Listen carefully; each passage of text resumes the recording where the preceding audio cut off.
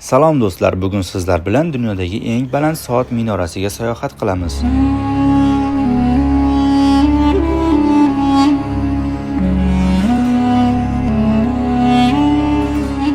Bu nafaqat dunyodagi eng baland va eng katta soatdir, balki islom dunyosining ramziga aylangan ulkan arxitektura mo'jizasi. Makka qirollik soat minorasi yoki Abraj al-Bayt minorasi nomi bilan mashhur dunyodagi eng baland va eng katta soatga ega bino. Uning balandligi 601 metrni tashkil etadi. Minoraning umumiy qiymati 16 milliardga baholangan. Lekin bu hammasi emas. Siz bu soat minorasining tepasida qanday ajoyib muzey yashirin ekanligini bilasizmi? Bugun sizlar bilan ushbu ulkan majmuaning sirlarini birgalikda ochamiz.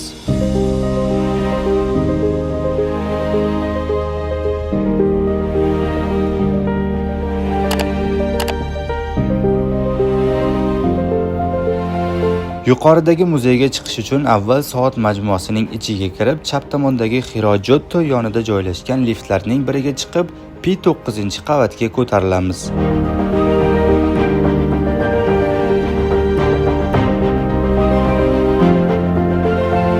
Va Clock Tower Museum deb yozilgan joyga borasiz va u yerda resepsiyonga borib to'lov qilasiz. Bu taxminan sizdan 150-200 real Saudiya pulini tashkil qiladi. Albatta mavsumga qarab narxlar o'zgarib turishi mumkin. Muzeyga chiqqaningizda sizning qo'lingizga mana bunday tarjimon beradi. Ya'ni bu tarjimonni eshitib, siz bu yerda nimalar bor, bu Clock Tower haqida batafsil ma'lumot olasiz va bundan tashqari sizga mana bunday bejik ham taqib beradi.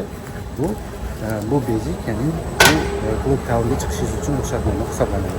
Keyin sizni liftlarga yuqoriga chiqishingizga kuzatib qo'yishadi.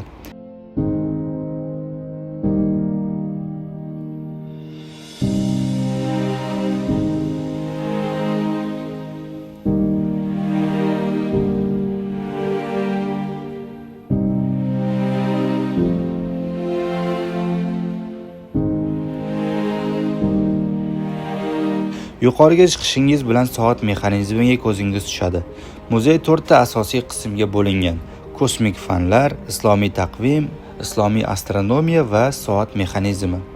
Muzeyda soat mexanizmlarining ishlash tamoyillari, astronomlar tomonidan yaratilgan ilmiy asarlar va hijriy taqvimining rivojlanishi bilan bog'liq eksponatlar mavjud. Bu yerda siz tarix va zamonaviylikni bir joyda his qilasiz.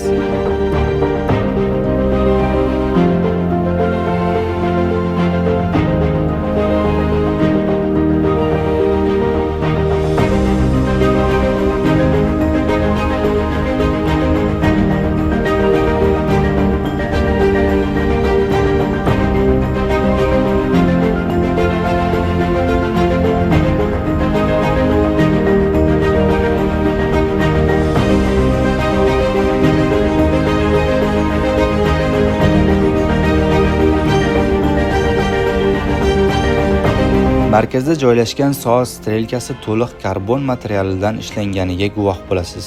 Soat strelkasining bir uchi 22 metr, boshqasi esa 17 metrni tashkil etadi. Soat binosi Londondagi Big Ben soat binosidan 7 marta kattaroqligiga guvohi bo'lasiz. Minoradagi soat siferbalti 43 metr diametrga ega bo'lib, 30 kilometr uzoqlikdan ham yaqqol ko'rinib turadi. Tunda ham ushbu imkoniyatni berishga sabab 2 million LED chiroqlardir. Tashqi qismiga taxminan 96 million shisha mazaki qo'llanilgan bo'lib, ularning katta qismi oltin bilan qoplanilgan. Umuman olganda bino yuqori qismi va soat atrofiga taxminan 24 karatli 43 kilogramm oltin ishlatilgan. Bu oltin qoplamalar binoga hashamat va ulug'vorlik baxsh etadi. Bundan tashqari soat minorasi tepasida dunyoning eng yuqori qismida joylashgan, ya'ni eng baland joyda joylashgan namozxonani ham topishingiz mumkin. Agar siz Makka shahriga kelgan bo'lsangiz, albatta bu muzeyga tashrif buyurishni unutmang. Bu nafaqat siz uchun tarixiy va ilmiy bilimlar olamiga sayohat, balki ruhiy zavq ham olishingizdir. Muzeyning eng diqqatga sazovor joyi minora tepasidan ochilgan ulkan panoramali Makka va Masjidil Haram manzarasi. Bu yerda Ka'bani yuqoridan kuzatish har bir insonning orzusi bo'lsa kerak.